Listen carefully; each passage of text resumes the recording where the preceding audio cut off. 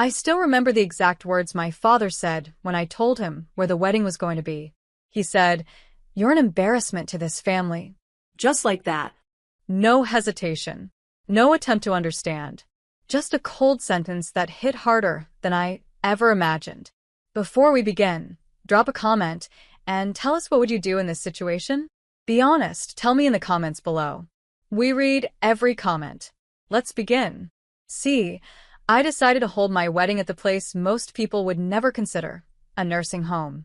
Not because I wanted pity, not because I lacked options, but because my grandfather, who raised me when my own parents barely cared, couldn't leave his bed. He couldn't travel. So, I brought the celebration to him. And for that, my entire family refused to come. When I called them, trying to explain, I got laughed at. My mom didn't even speak.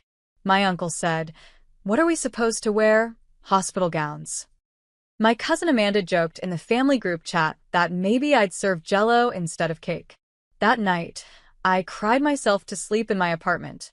Not because they weren't coming, but because the people who were supposed to love me the most treated my love for the man who raised me like it was a joke. But I still went ahead with it. I had Ethan by my side, my fiancé, my anchor, and my grandfather, Arthur, was all dressed up in his old army uniform, waiting in the garden with the biggest smile I'd seen on him in years. I walked down the aisle, through rows of blooming lilies, for poles hidden behind curtains, soft violin music playing from a Bluetooth speaker. And halfway through my walk, I heard it. Laughter. I turned and there they were. My father, my stepmother, my relatives. They actually showed up just to mock me. "You really did it, huh?" My dad sneered from the back. "A wedding at a hospice center. What next? Honeymoon in the..." I didn't say a word. I just kept walking. I wasn't going to let them ruin this moment for me. But they weren't done. Right before the vows, my father walked right up to the front and said, loud enough for everyone to hear, "Your grandfather doesn't even remember your name, Claire. You're doing all this for someone who's not even aware." And I almost broke. But then something happened I never expected. My grandfather, who hadn't stood without help in months, grabbed the side of his wheelchair and stood. No one moved. No one spoke. And he looked my father dead in the eye and said, "I remember her name. Claire Elise Reed. I remember her feeding me, sleeping next to me after every stroke. I remember every sacrifice she made for me. And I remember the day you sold your rights as my son for $40,000. The room went dead silent. Then he pulled out a letter. A legal document. One I had never even seen. He handed it to the priest and said, "Read it." And that's when everything flipped. The letter said that my father gave up all rights to my grandfather's estate. Years ago. For money. And then Grandpa looked at me, his eyes full of pride, and said, "Everything I have now, every share, every property, every dime, it belongs to Claire." But it didn't stop there. He turned to Ethan, my husband, and said, "And to those wondering who Ethan is, he's not just a good man. He's the CEO of Hawthorne Solutions." My dad went pale. The same company he had been begging to invest in his failing project was run by my husband. And just like that, every person who laughed at me, they fell silent. After that moment, after my grandfather exposed the truth and stood taller than any man in that room, you could feel the atmosphere change. Every smirk vanished. Every smug glance turned to quiet panic. My dad just stood there, his mouth slightly open, eyes darting between the will in the priest's hands and Grandpa, who hadn't sat down yet. My Uncle Doug? He tried to laugh it off. "Come on, Arthur, you can't be serious." But Grandpa didn't even look at him. He turned to me instead and gently said, "You can begin your vows now, sweetheart. They've already said theirs, with their actions." I'll never forget that line. Ever. Ethan squeezed my hand. My heart was beating out of my chest, not from nerves, but from this mix of heartbreak and victory that I never knew could coexist. And so we finished the ceremony. We read our vows. I barely held it together. I could feel the tears threatening to spill every time I glanced at Grandpa, who had sat back down but never took his eyes off me. We kissed. And that's when things got weird. Because suddenly, all the people who mocked me an hour earlier, they wanted to take photos. Shake hands. It was such a beautiful ceremony, Amanda said, like she hadn't laughed in my face 2 nights ago. Doug tried to joke with Ethan. You're quite the catch, huh? And my father had the audacity to pull me aside, put his hand on my shoulder, and say, let's talk. Privately. I stared at him for a second. Now you want to talk? He gave this forced chuckle. I just think we should put everything behind us. You've done well, Claire. Really well. Let's not dwell on the past. I mean, family is family, right? And I smiled. I smiled the way you do when you've been slapped so many times that you don't even feel it anymore. You just start watching the pattern. I said, you're right. Family is family. That's why I chose the only one who never left me. His face hardened. I'm still your father. I nodded. And you're still the man who sold your father for $40,000. He didn't say anything after that. Just stood there, jaw tight, fists tighter. But here's the thing they didn't know. The will? That was only part of it. What Grandpa never told anyone, not even me, was what he had quietly been building. Behind the scenes. While they all assumed he was just some fading old man.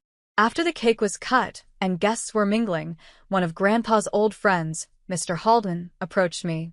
I barely knew the guy. All I knew was he used to be some kind of consultant. He pulled me aside and said, you're not just inheriting a home, Claire. Arthur and I bought 12 acres of land 10 years ago. It's about to be rezoned into commercial space. You own it now.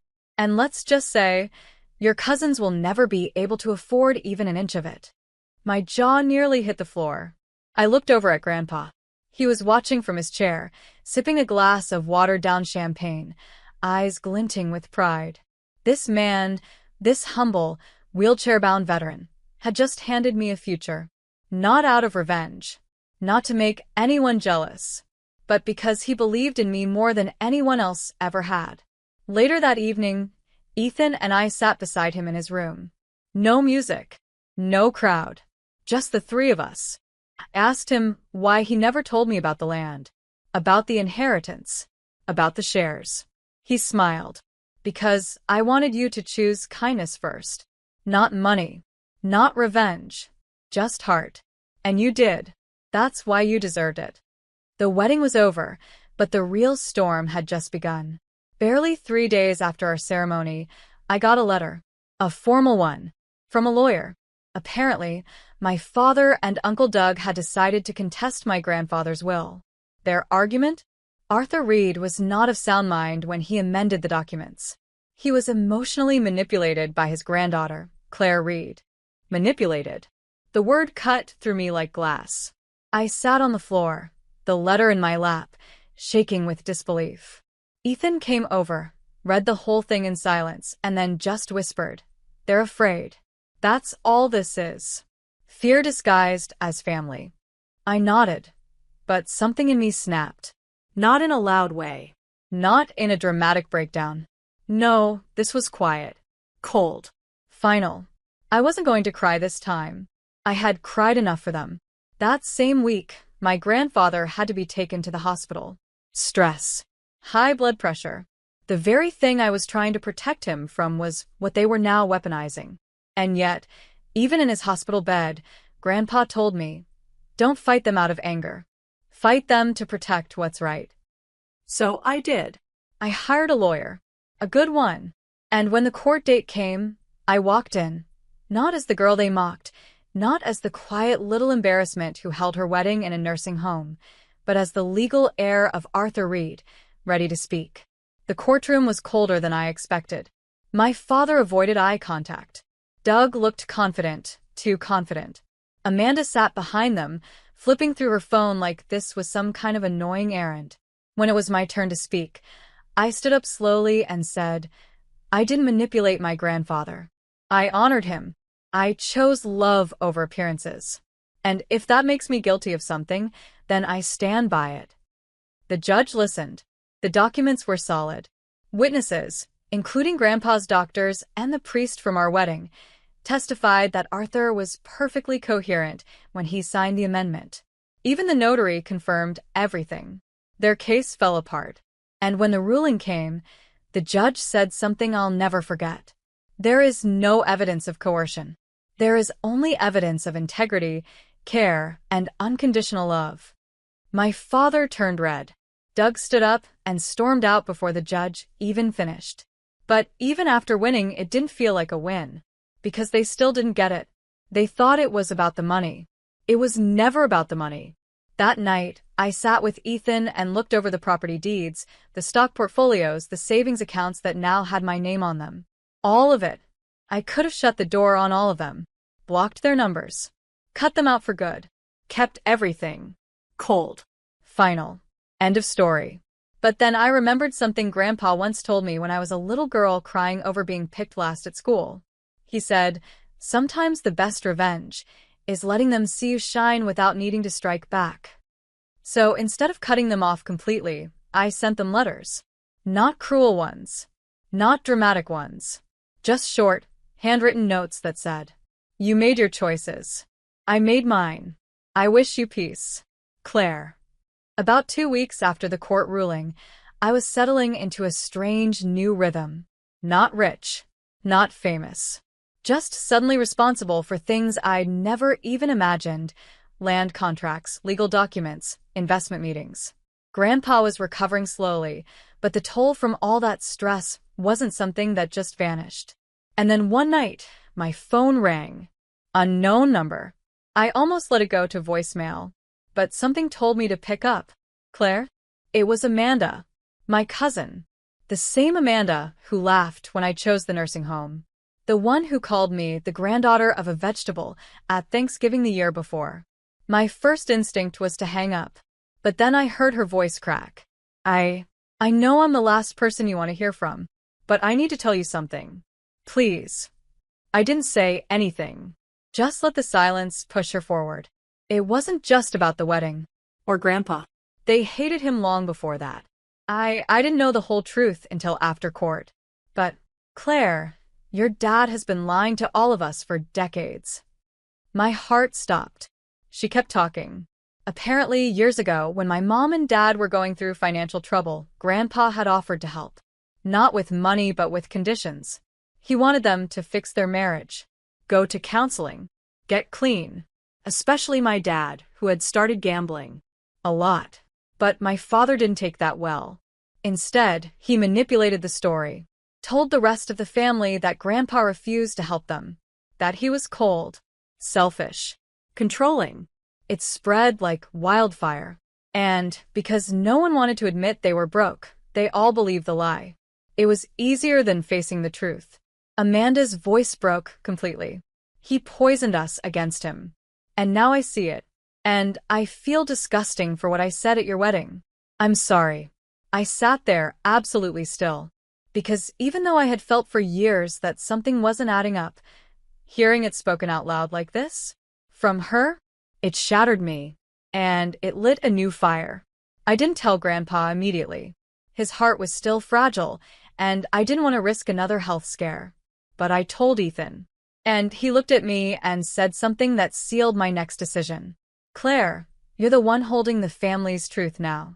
The question is, what do you want to do with it? I had the truth. I had the power. I had the proof. Amanda even sent me emails between her and my father, emails that revealed they planned to fake concern during the wedding just in case Grandpa mentioned his will. It was never about showing support. It was always about chasing the money. A week later, I invited Amanda to meet me, alone. We sat at this small cafe near the park Grandpa, and I used to walk in when I was a kid.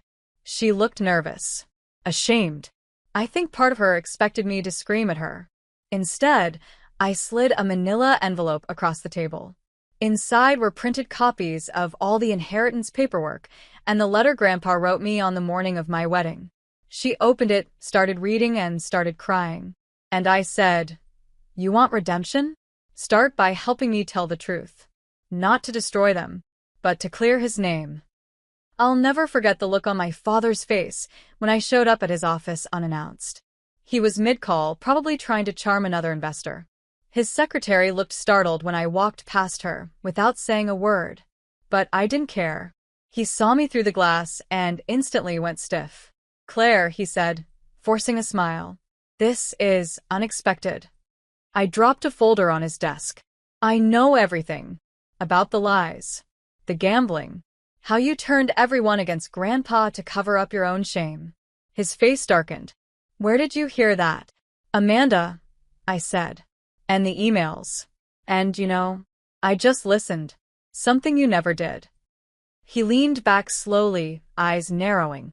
"So what? You're here for revenge? You want to gloat?" I looked at him. Really looked at him. This man who once towered over my world, whose approval I begged for as a child.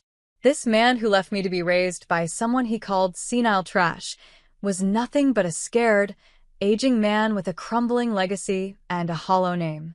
"No," I said. "I'm not here to gloat. I'm here to give you one final truth." And I walked away. That afternoon, I drove straight to Grandpa's room. He looked stronger, eyes clearer. The color in his face had returned, and he was sipping tea while reading one of his war memoirs. I sat beside him, quietly for a moment. Then I told him everything. About Amanda, the emails, The lies. The past. He didn't say anything for a long time, just looked out the window. Then he said, "I always knew he resented me, but hearing it still hurts." I reached for his hand. "I know." Then I said, "There's one more thing."